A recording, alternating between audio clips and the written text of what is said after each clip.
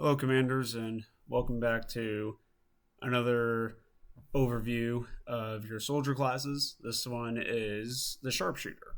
The Sharpshooter, they have a sniper rifle and a pistol, and their builds can really go in opposite directions in terms of long range versus short range gunfire. And it actually creates this interesting dynamic where do you want your sniper to be a support unit in that they're at the back of the line and they're just picking off weakened units? Or do you want them up in the front lines using a weaker weapon, but they get multiple shots in? So one instance that the the sniper is really good at is doing a lot of damage, a lot of precise damage, more specifically, to one specific unit, so one big guy, or do you want to doing a lot of little damage to a bunch of different units so like you can finish them off later on, or excuse me, you can use that to finish them off. So you can use your pistol to hit 2 to 3 guys that have 2 health left, and I personally usually like my snipers in the back because I don't want them to get targeted. I want them to be the target, or excuse me, I want them to be able to target the enemy. I don't want them to be the targets. And you can utilize a lot of the terrain to their advantage. So if you have any elevated platforms on like a wide open field, you can use or any tall buildings, you can utilize that to their advantage because again, their weapon has basically infinite range as long as your guy has vision. So you can utilize that to huge advantage. And that's personally how I like to play them. But I won't say that the pistol necessarily is a wrong way to play it. Sometimes it's just a matter of preference. Sometimes it's a matter of what your squad needs. And you can always get those extra abilities later on in War of the Chosen. So let's go down to their first of all, they can only utilize sniper rifles. They can't utilize assault rifles, none of that. They can only utilize sniper rifles and pistols. So the sniper has one really big downside in that they cannot move and shoot their sniper rifle. Now technically there is a caveat to it, but most of the time your snipers aren't moving and shooting. They have to sit in their spot and shoot, which is why the pistol can be more useful because you can move and shoot the pistol, and you can utilize lightning hands and such when we get to that. So first things first, squad sight. They see everything the squad sees, but you have to have a direct line of sight to the target. So if you have a building and you have one of your guys that discovered a pod and the building's obscuring the view, then yeah, your sniper's not going to be able to hit it. But if you have just this direct straight shot down the middle and there's a bad guy here and your guy's right here, he sees it and your sniper's all the way back here, yep, sniper's shooting at it. So first 2 abilities, long watch and return fire. Personally, I prefer long watch. Again, I prefer the snipers being in the back as a support unit. But if you're going to be up in the front lines and your guy's going to be targeted a lot, return fire is definitely quite useful. But again, if there's no enemies, right, I can utilize long watch to just pinpoint hit a bunch of targets, or excuse me, one target, but I can pinpoint that and hit that target from far away. So I'd rather have long watch than, oh, I left an enemy alive and now I'm gonna get shot. So you because that's the thing about return fire is like you're still getting shot, and you're firing back with your pistol. Like, oh, great. So, you're firing back with this weak weapon, whereas I'd rather just kill the guy to begin with. So, moving on, Deadeye and Lightning Hands.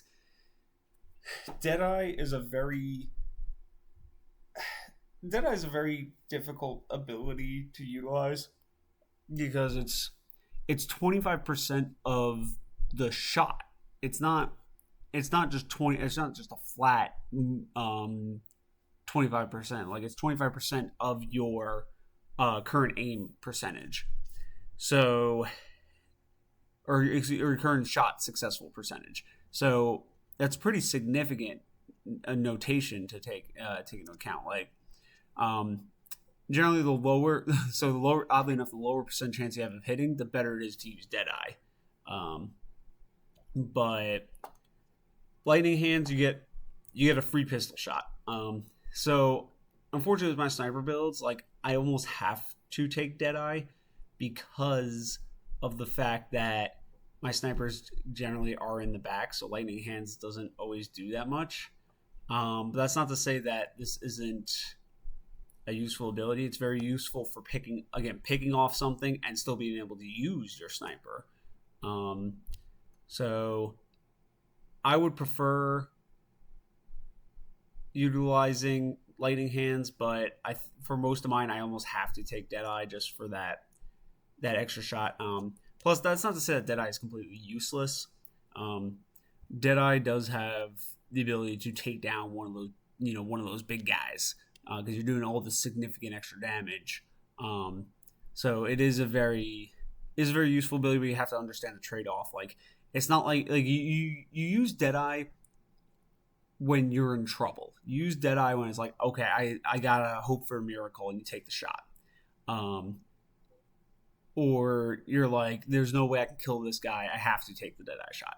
So that's how you utilize Deadeye. You don't use it at the start of the turn to just be like, oh, what if I take this guy out, then everything's... No. You utilize all your actions. Utilize what's the best way to take down the most amount of enemies. And then if you're going through it all and like some guy misses, another guy dodges, and you're like, oh, well, now I need something big, so utilize Deadeye then. Death from Above and Quick Draw. So this right here, like I prefer Death from Above because you can utilize it to shoot and then reposition.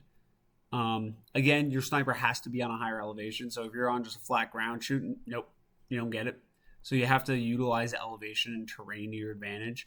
Because again, I want to be utilizing my sniper. I don't want to be utilizing the weak pistol shots. But that being said, quick draw, you get extra shots. That's really what the gunslinger ability is. It's a lot of little shots with your pistol. And I prefer the range. But if you're getting a lot of shots off, if you're utilizing your troops correctly, what you can do is you utilize your army to hit a bunch of enemy targets, and then you utilize the gunslinger part of the sniper to finish off the enemies. If you watch the Ranger video, you know what I said about Reaper, which is you don't utilize it to hope that you're getting a bunch of kills. You utilize it to finish off the enemy pod. You use the rest of your squad to shoot, and then you utilize Reaper to finish them off. So that's sort of what this sniper is doing. It's the rest of the squad's doing damage, and then the sniper's finishing them off. Any enemies with like 1 or 2 HP. Killzone and Face Off. So Killzone is pretty useful, but you have to have kind of a big pod that comes in, and 2, you have to have ammo in the ammo to allocate in your gun. So if you have an extended mag, then this is actually a very good ability because again, pods can be anywhere between 3 and later on like 5-6 units. So when you utilize Killzone, like you're popping off against all these guys doing all this extra damage, which is very useful. But you have to have all the ammo to fire against them. Now, the one problem is that it is a reaction shot, so it's an Overwatch, right? It's an Overwatch shot, so you have to understand that it's not going to be a perfect shot. So you really want the elevation advantage, so that way you're offsetting any losses from that. Then Face Off, really good again if you're a gunslinger and you have lightning hands, quick draw, and then you have Face Off, so now you're firing a bunch of enemies. So you can get a lot of pistol shots. going off in there with face off. It's really useful when you have those late game pistols that are actually doing a lot of damage, like the plasma pistol or the chosen pistol. Those can get very, very good, very, very, or these can get very, very powerful rather, in the late game. And then especially if you take off, if there's no armor on these enemies, like you're going to be doing a lot of damage with these. So next is steady hands and aim. Just use steady hands. Don't use aim, because you don't want to be like, why are you hunkering down? You're only hunkering down when you're in trouble.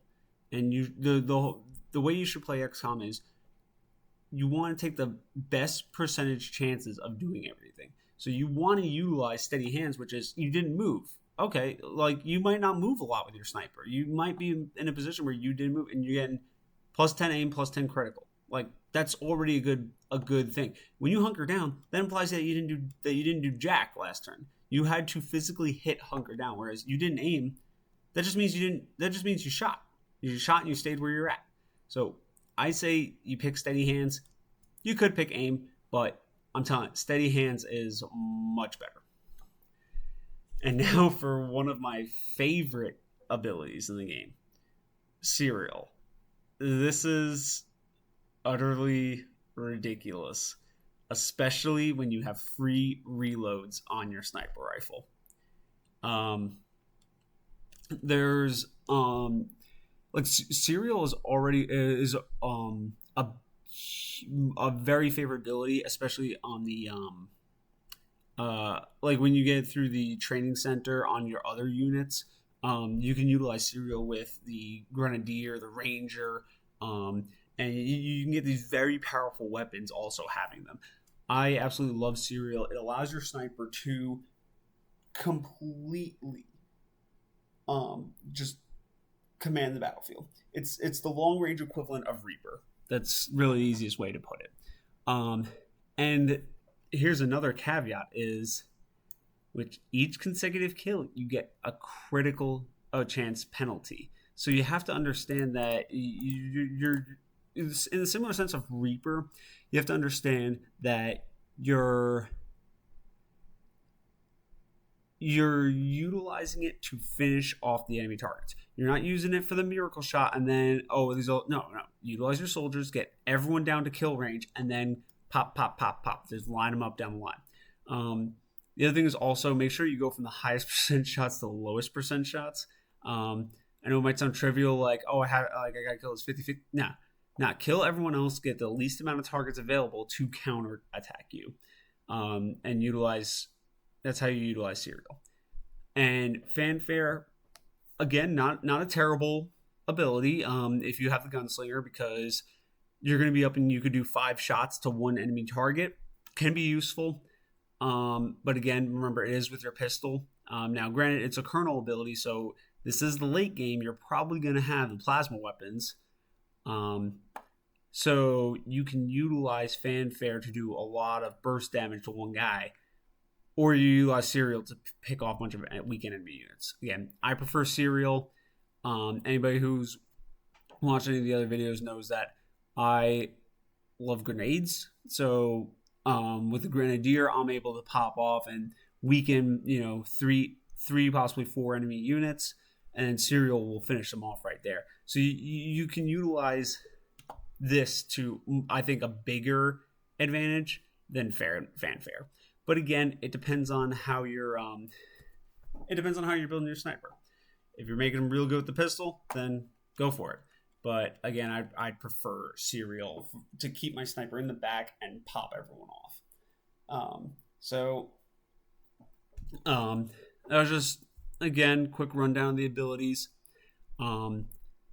Like I said, for me, I prefer probably the left side abilities because, again, I'm utilizing my snipers in the back.